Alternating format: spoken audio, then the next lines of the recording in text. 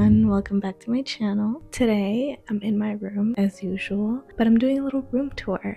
I've been meaning to do one of these for a while actually, because I think back when I first started my channel, I did a couple of vlogs and I remember people asking for a room tour. I feel like my room has gone through a lot of different phases. I've rearranged it a bunch of times, but I think it has finally reached its final form, at least for the time being. So I decided to show you guys. And though it's not really fashion related content, almost every single piece I have in my room is thrifted, secondhand, or made by me. I also wanted to give you guys a little list of where I find inspiration in terms of interior design. You can also follow me on my Pinterest. I have a board dedicated to interior design. I don't pin as much home stuff. Usually it's clothes, but I do still pin home stuff here and there. First, I want to say that I find a lot of inspiration from certain regions in the world. I'm very inspired by Japanese architecture as well as Mexican and Latin American architecture and interior design. I think in terms of Japanese architecture, I really like the simplicity and connection to nature and the sort of groundedness that is very much present in a lot of traditional Japanese homes. But in terms of Latin American architecture, I really love the intricacy, the beauty, the certain cultural / religious motives. Of course, I'm Latin American. I'm from Venezuela. I was born there for most of my life. My entire family lived there. So my connection to that sort of architecture and interior design style is very much rooted in how I grew up and who I am. I will say another thing I really love about Latin American architecture, more so just Latin American homes, thinking back on my grandparents' homes when they lived there, is there's a sort of humility but pride in these homes. You know, my family didn't grow up with much, but they made these beautiful homes out of very little. So it reminds me that I don't need necessarily super expensive things to create a home that I feel like represents who I am and that I love and that I can be creative in. That's kind of the foundation of where I find my inspiration. Now I'll talk about specific aspects I really love. First thing being wood. I have so much wood throughout my entire room. I love specifically warm mid-tone wood, but I also really love dark wood. I don't love anything with a hint of red. And I think in terms of the style generally, I tend to gravitate towards mid-century modern style of furniture, but I also really love more intricate designs, pieces that remind me of my childhood. My grandpa was a carpenter and would make these gorgeous, gorgeous pieces. He was able to carve things very, very organically,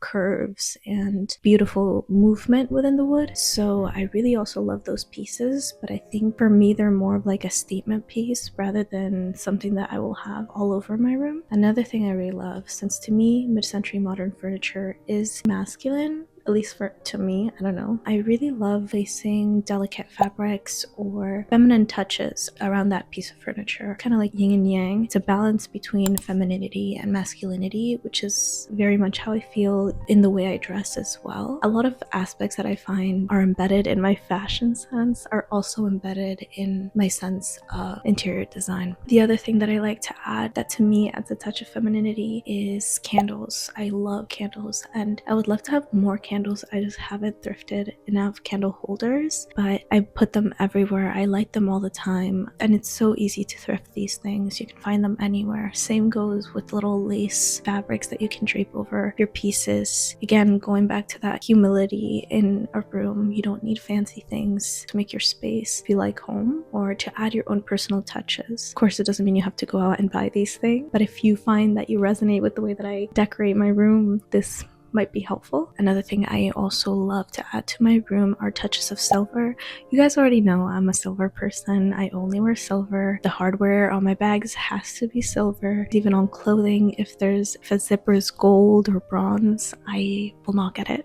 But I love adding touches of silver to my room as well. So obviously my big mirror is silver. It's also a yin and yang thing. Incorporating the warmth of the wood with the coolness of the silver, I think is a very nice balance. So I include that mostly in the mirrors and also in my lamps. The one I have here by my nightstand, but also the one by my desk also has touches of silver. Next, I'm also obviously very inspired by neutral tones, earth tones, very, very similar to the way I dress. This may be like too nitpicky and I don't necessarily have to do this, but I've been doing this for years, ever since I was in high school probably. If a book's spine is a color that's a bit too loud for my liking, I'll turn it around and just have the pages facing forward. It's funny to me that I do that, but I've done that for such a long time. And another thing I also love to add to my room everywhere, and I've been doing this for years as well, is dried baby's breath. I will buy just baby's breath and dry it. Super easy to do. You hang it upside down for a few days. I think it's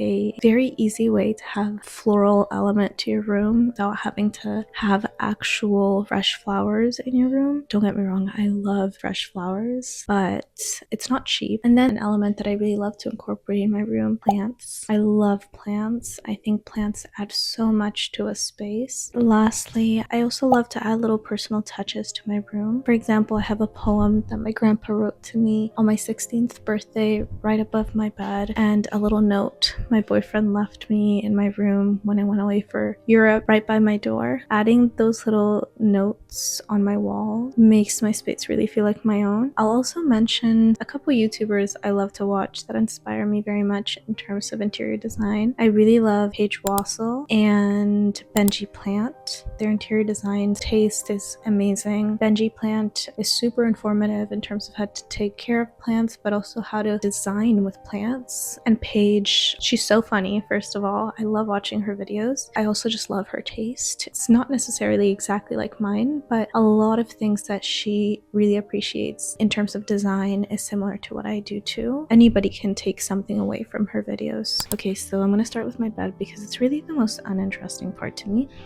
Clearly, as you can see, I have a little candle chandelier on one corner. I thrifted this for like $2. They're super easy to find at the thrift store. Unfortunately, I don't have any more candles, but typically I have 3 candles on it. Then I got this cute little print from the thrift store as well for like $6. It's just a little pond surrounded by trees. It reminds me of a little pond that exists by my house back in my hometown where I grew up. I also love having a small, simple frame over something a bit more big, like a bed. I like kind of juxtaposition in terms of sizing when they're next to each other. And then I just have a little poem by my grandpa right by my bed. So I don't know, it feels like he's watching over me. My bed is from Facebook Marketplace. I got it for around $300. I forget the brand of furniture, but I know it's a very expensive one because I looked up this exact bed and I think it originally retailed for like $2,000. I was looking for a low bed frame with warm wood. This one was perfect. So that's where I got that. And then my bedding is very cheap. It's just from IKEA. One day I want to invest in some nice bedding, but right now it's not the time. I broke my microphone right after filming the bed area in my room, so I'm just gonna do a voiceover for you guys. But here I have this little reading nook. I got this couch thing from Facebook Marketplace.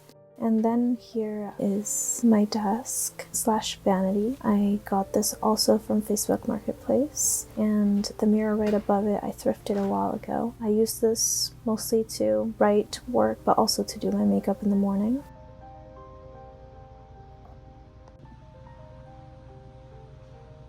Right next to my vanity slash desk is my door, where I have all of my purses, or most of them at least.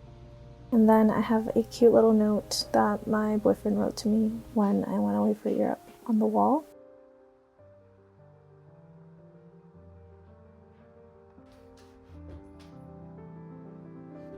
Directly in front of my bed is my dresser. I got this also off of Facebook Marketplace. A lot of the things that I buy secondhand in terms of furniture are from Facebook Marketplace. And I draped this cute lace fabric over it that I got at the thrift store.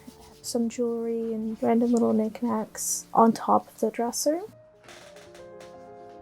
as well as a cute little fern right next to it. Then above my dresser, I have this shelf that I got from Home Depot that I sanded myself. Not the best job, but it worked. And I just have some of my books, a print, and a plant that is not doing too good up there as well. Then I have this huge mirror that I got from IKEA. I think somebody asked me in the comment section in my outfits of the week video, but yeah, this mirror is from IKEA. It's amazing, it's massive. I love it so much. Then this carpet is also from IKEA. I got it maybe like 3 years ago. And right next to my full-length mirror, I have my guitar.